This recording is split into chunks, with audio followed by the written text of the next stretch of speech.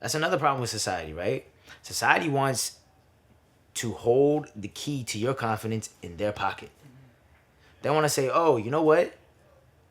I know you feel like you should feel good about yourself and you should feel like you're a king and you're confident, but relax, we'll let you know when. And then once you do like a certain like esoteric amount of accomplishments, that's when society would be like, you can feel good about yourself now. You can talk that shit now. Fuck that and fuck y'all. I'm gonna talk my shit till I motherfucking die. I'm not waiting for y'all to tell me, give me the green light on my own confidence. How you gonna green light my confidence? Y'all are tripping.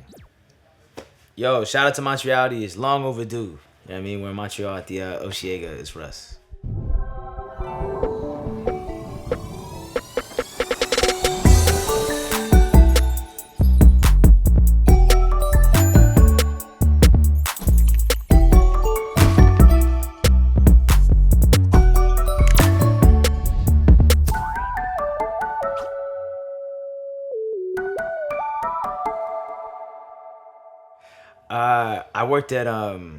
I worked at Outback, which was like it's a food spot. I was a busboy, and it's funny. Me and Bugis worked there. It was just funny, like just bussing tables, and you got to deal with like the dynamics of like a kitchen and like the waiters, like because we had this thing where the waiters' tips they had to like give a portion of it to the busboys, so they was always at the end of the night they weren't fucking with that. I did that job. I worked at Off Broadway, which is a shoe place. I was just stacking shoes. That's where the line and pull the trigger comes. Like when I was stacking shoes, whatever. It was funny too. At that job, we had walkies, right? To like communicate with all the other employees. So we had walkies that like hooked up. You had an earpiece. I would like, that's when I was smoking heavy and whatever. And like I was 17. It was like that summer job before I was gonna go to college. So I was like, all right, cool. Bro, I used to go up there and I'd like finesse some way to hook up the walkie to my iPod. So I would be like, sometimes they would have me on like, I remember just a specific time I was like standing at the front of the store. Because every once in a while they would have someone standing at the front of the store and greet people that come in. And I would just have the like walkie going but it was my iPod. So like I would just be up there listening to music and shit. And then my manager would come up and like smack me on the shoulder like, do you not hear me in your ear? I was like, nah, I don't. Man, when I was 17, around that same time, kind of when like, the vision of actually doing this hatched was at like 17. Like the inception of it was, when I was like 6 or 7 writing raps in a notebook and stuff like that. But like the really proactive, like conscious, going after it started at 17. And I read Napoleon Hill, the Magic Ladders of Success, I think is what it's called. And then Deepak Chopra's 7 Spiritual Laws of Success, The Alchemist by Paulo Coelho. Yeah, I mean, those are like super big Bibles. And then later on, I read Four Agreements and stuff like that. But those were like super, super important to kind of forming the mindset and just using those tools to really make what you want happen. Like you said, law of attraction, it's about speaking things into existence. You got to understand that your thoughts are not just these like whimsical things that have no weight and carry no weight in the universe. Your thoughts are things. Your thoughts are like, they hold weight. And there's a big pool of energy in the universe that if you connect, everyone's actually connected to it. You know what I'm saying? We're just the universe experiencing ourselves. But when you really like tune into that ideology that, my thoughts do turn into something. If I believe in it and I put the right energy behind it, you can really make what you want to have happen. Exactly like you said, law of attraction. We got what we wanted out of life. It's our intention. Our intention is everything. Nothing happens on this planet without it. Not one single thing has ever been accomplished without intention.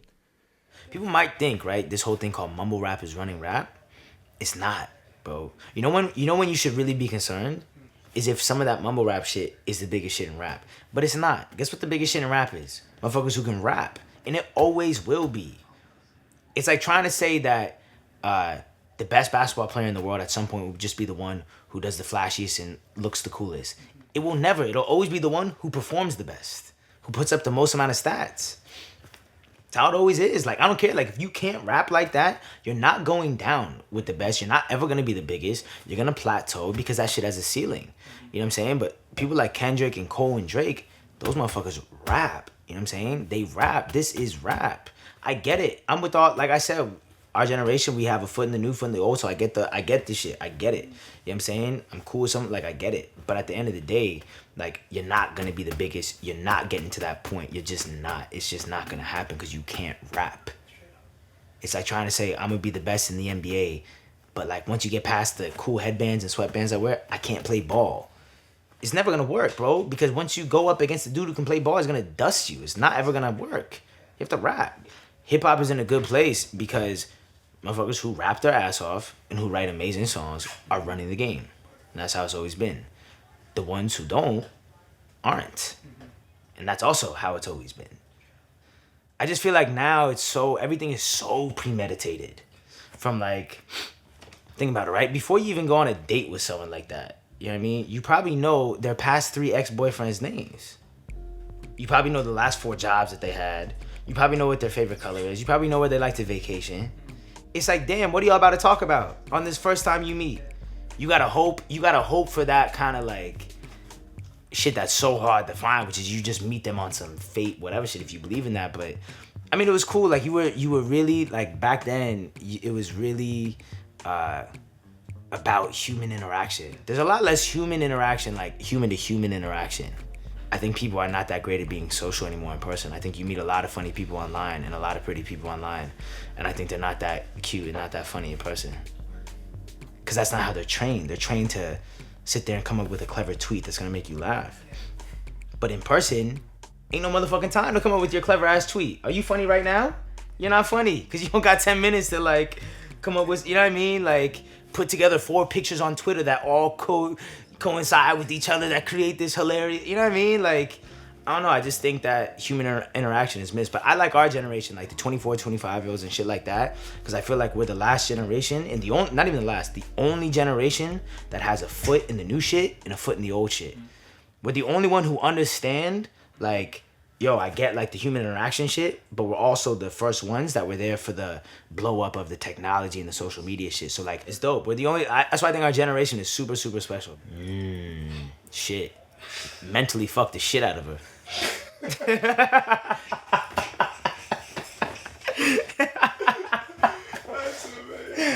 Hey, for real. Motherfuckers want to be doing all this other whatever shit. Cool. You know, the most productive shit you could do with a woman or with anyone in general in life is mentally fuck the shit out of them and put them onto some new wavelengths and new material knowledge-wise so they can use it to make their life better. See, that's the thing. Anyone that's ever been around me, any girl that's ever been around me, they might hate me, they might not fuck with me, whatever the fuck it is, but they will never be able to say that I didn't completely enhance and elevate their mindset. And that's the best thing I could do for you. And that's the most romantic shit I could do for you. What is romantic? I mean, what? You want, like, I laid out flowers and then she got in the tub? Like, what did that do for anyone after the first 5 hours? Like, please. And you're going to get let down. Because if you place love onto a surface value gesture, and if you place trust and worth onto, oh, if he buys me a purse, he loves me. Or if he takes me out, he loves me. If he gets me flowers, he loves me. Cool, you're gonna get let down every time. What you need to look at is the beneath the surface shit. Does he fucking enhance your mindset? Does he help you grow emotionally, mentally, spiritually? No, then he doesn't fuck with you like that. You know if someone fucks with you? If they fuck with you enough to take the time out to elevate your motherfucking mindset and put you onto some new shit. That was the inception. For me, like, that was the bug that bit me. That got me into everything. Like, I remember watching the Cleaning Out My Closet video when I was like 7. I remember watching 50 come down from the rafter or from the ceiling for the In the Club video. You know what I'm saying? Like, I remember all that when I was like 7 or 6 or 7, and those were the first like rap CDs that I bought and shit. And I remember like that's what started me writing raps in a notebook. I would go on a mantelpiece and like perform these raps for my brother when I was like 7. And shout out to my parents, because I don't remember them ever being weirded out about that. Because my dad was a really big Eminem fan, so it worked out well. The more into this music shit I get, the more appreciation I even have for 8 Mile, even though that was already one of my favorite movies ever. But I'm like, yo, like, he was running rap like this and put out a classic movie? Like, there's no one in this world that can say 8 Mile is not a classic movie. So the fact that you were dropping, I think when he dropped it, he had the #1 album in the world and the #1 movie in the world. That's fucked. That's ridiculous, bro. And the movie that he had, that's the #1 movie, is about him.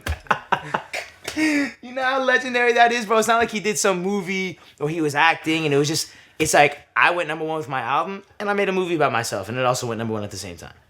Legendary shit, bro. Nah, I love that. I love that whole era, bro. I love, like, that's why I really get a lot of subconscious influences from. You know, people don't realize that 50 and Eminem are some of the most melodic, in tune with the pockets of music rappers ever, period. 50's never not done a melody when he raps. You know what I'm saying? It's always in the pocket. The honest truth, right? Because you asked about DMX. The honest truth is that DMX is a motherfucking legend. Period. One of the greatest rappers of all time. One of the best artists. One of the best creative minds. This motherfucker had smashes, crazy raps, crazy albums, movies, bro. You know what I'm saying? Like, he had the whole shit. What people don't understand, right? I love Tupac and Biggie. But here's the honest truth. You don't know what would have happened when they were 40 or 35. You know what I'm saying? These motherfuckers unfortunately passed away at right when it was like happening, whatever. And so everyone wants to have these grandiose thoughts of what would have happened. Nah, I'm telling you, this is how they would have been right now. How do you know that? Because who knows? What happens if Biggie and Tupac lived till they were 40? Y'all probably would be sleeping on them. Like, if you look at the trend of hip-hop, right? Look how motherfuckers try and play Lil Wayne. Look how people try and play DMX. Look how people try and play the legends. Why? Because they lived long enough for you to not fuck with them. And that's the reality. That's the reality. Sometimes it's better to burn out than fade away. Y'all motherfuckers want to act like everyone loved Michael Jackson. He was the butt of the joke. Because y'all motherfuckers lack respect for legends. Y'all want to wait till legends die before you start saying, oh, nah, don't you ever say anything bad about my... Shut the fuck up. He was just the butt of the joke. He was on every South Park episode. He was on every SNL. You know what I'm saying? Like, he was the butt of the joke. And then he dies, and now y'all want to give him his credit? You know what I'm saying? Like, nah, I just think that that's fake as fuck. Why don't you just fuck with them when they're alive? Why don't you actually, like, I'm going to never say anything about DMX or Lil Wayne that's anything less than those are motherfucking legends. Period. Because what? I gotta wait for them to die and for all of Twitter to say RIP before I start reflecting on legends? Nah, that's why I be fanning the fuck out when I meet people that I fuck with. I fanned the fuck out when I met J. Cole. You know what I'm saying? Like, there was a comment where it was like, yo, why Russ look like a fan that just met his idol? Because that's what the fuck it was. What's the matter with you? I gotta wait for him to die before I start being like, damn, I should have done this when I met. I should have said this. I should have been more of a fan. I don't need you to die to show love. A lot of this world needs people to die before they start actually fucking with them. I don't do that shit. I bring all my friends around me when I'm doing cool shit. I bring my mom with me when I'm doing cool shit. Because I don't do the what if. I do the oh well. You feel me? Like, I don't do the damn, you died. What if we would have done this? Or what if you would have came to Tokyo with me? I do the oh well. Like, we went to Tokyo. Wasn't that for oh well. I'll do the oh well before the what if. My message to the youth is... There's going to be a lot of things that come in your life that distract you from yourself and your passion and your gut. Whether it's a person or things that you, whatever the fuck it is. But you have to only listen to your gut and listen to your passion and follow your passion. And people say, oh, I don't know what my passion is. Whatever that thing is that fills you with the most enthusiasm when you think about it, that's your passion. And everyone, when I said that, probably thought of something right then and there, but you probably maybe dismissed it because it was unrealistic. It doesn't make enough money. There's not enough jobs in the market.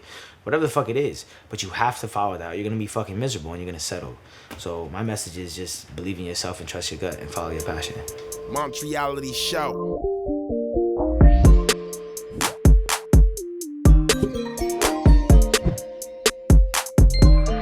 So a lot of people don't know that the law of attraction goes hand in hand with the law of detachment. You know what I'm saying? People think like, oh, okay, like, you know, I just gotta think about it, it's gonna come to me. But in all reality, you gotta let go of that thought into the universe for it to come back to you.